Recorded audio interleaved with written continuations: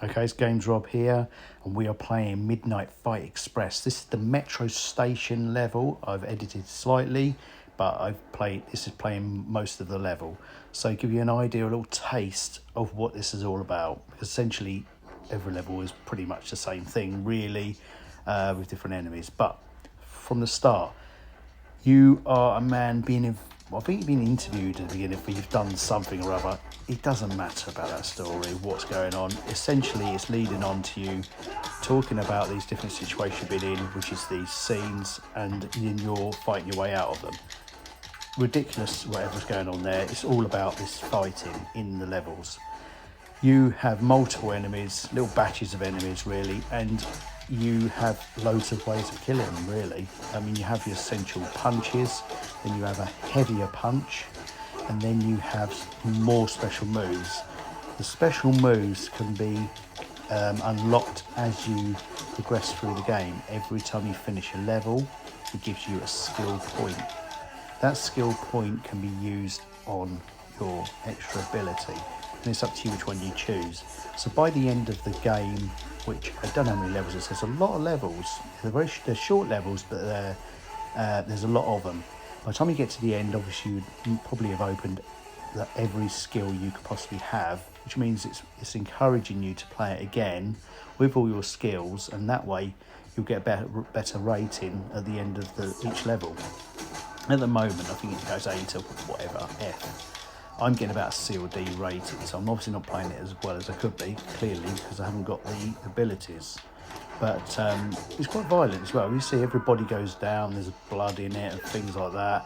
Every weapon you can see, every weapon they drop, you can pick up, or every weapon you see with, they generally can be knocked out of the hands and you can pick it back up again. You can't pick the shield up, not that I've noticed, but every other weapon. So that's going into, as you see here, he's got a gun, he's about to kill that innocent man. So you come to I'll tell you, when you've got a weapon though, it does pack a punch, and you've got a shield, obviously, clearly.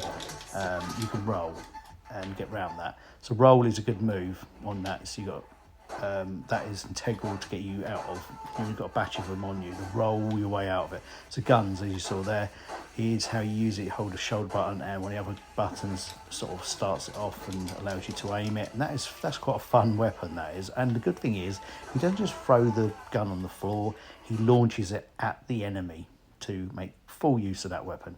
Here we are, security being called. Absolutely useless. These are, you're going to batter them as much as you battered everybody else. I'll tell you, this game does get hard.